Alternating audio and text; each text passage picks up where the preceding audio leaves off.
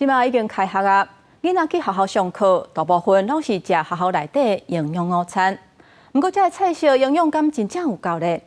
日后联名的调查发现讲，这学生囡仔食的营养午餐，甜的甲加工品占伤济，气味嘛无介偌好，无怪逐工都拢剩一大堆，而且囡仔嘛讲，定定嘛食袂饱。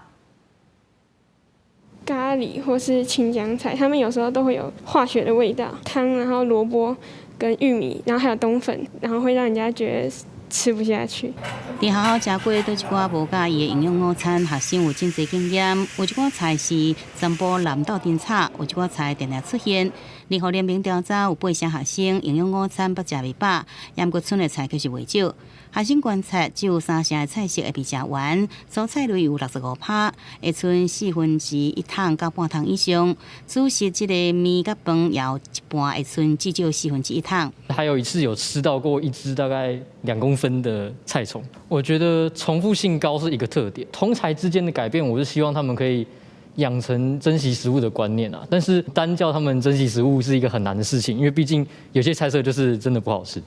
调查中发现，7成学生表示有无介意食的菜，6成讲是这个味无介意，也有4成认为口感无好，菜色伤重复，甚至有7.9%讲不食到唔知是啥物物件。营养午餐的平均分数只有51.3%。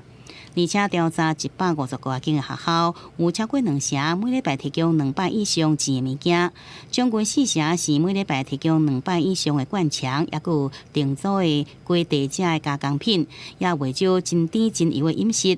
虽然讲较吸引学生，也过营养确实无够。其实政府是有相关的一些规定，但营养师并不是每个学校都有。各县市政府包括在费用上的补助，或者是执行的相关方式都不一样，可能在监督机制上不够完善。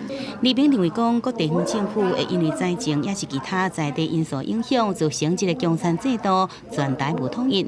呼吁政府学日本、韩国制定营养午餐的专法，并且让食材、人事、设备这计数更加透明，才获得提升营养午餐的品质。记者综合报道。